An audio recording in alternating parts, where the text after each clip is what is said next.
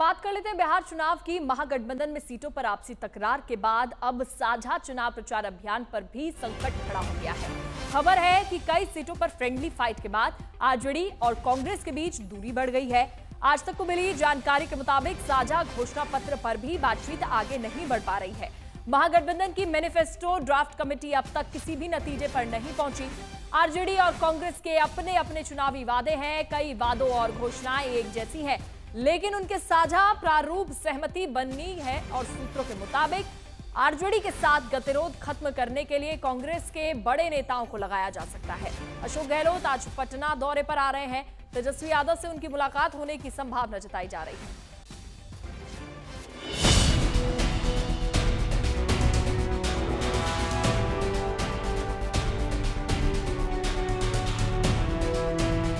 जब मौका था सीट बंटवारे के जरिए बिहार की जनता को एकता का संदेश देने का, तब महागठबंधन में शामिल पार्टियों ने 12 सीटों पर एक दूसरे के खिलाफ ही प्रत्याशी उतार दिए। और अब जब दूसरे चरण की नामांकन वापसी में बस एक दिन शेष रह गया है, तो इस गड़बड़ी को सुधारने का प्रयास किया जा रहा है।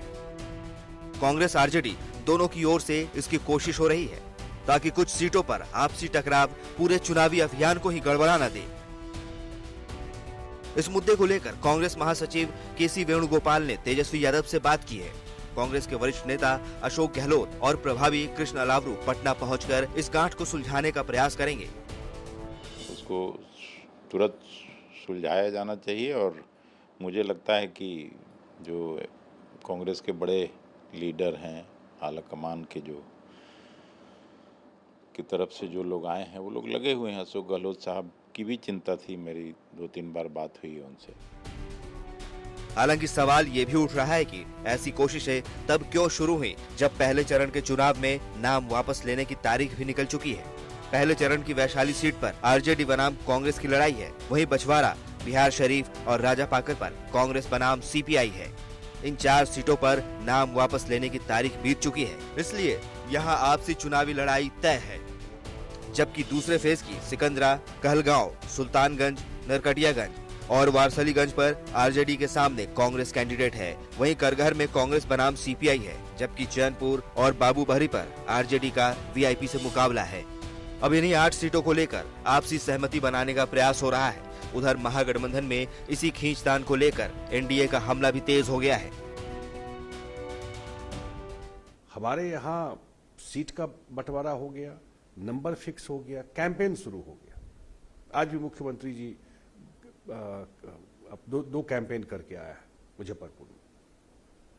सब कुछ ऑर्डर में है, सब इकट्ठा हो करके इस पूरे चुनाव को लड़ रहा है। सामने में आप देखिए, अब जा करके जब सेकेंड फेज का नॉमिनेशन खत्म हुआ तो उनका नंबर बहुत जगह एक दूसरे के आमने सामने लड़ रहे हैं।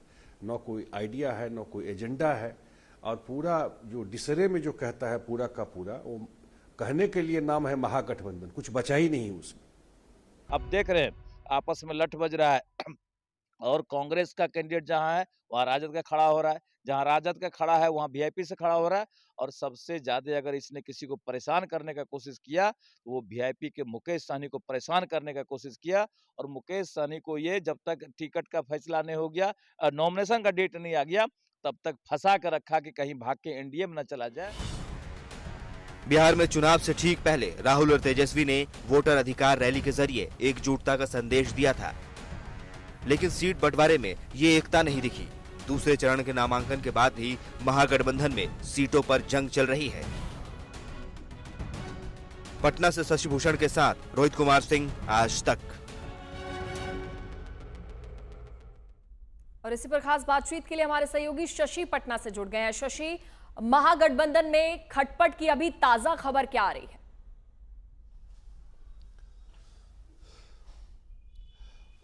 पूजा, देखिए, सबसे जो अहम खबर इस वक्त आ रही है वो ये कि एक तो जो फ्रेंडली फाइट है कई सीटों पे, वो तस्वीर सबके सामने है, लेकिन उसकी वजह से जो दूरी बढ़ी है आरजेडी और कांग्रेस, जो महागठबंधन के 2 बड़े घटक दल हैं, उनकी दूरियां जो हैं वो साझा जो मैनिफेस्टो है उसको कहीं ना कहीं अब तक प्रारूप को तैयार कर पाने में ये पार्टियां या सफल नहीं हो पाई हैं।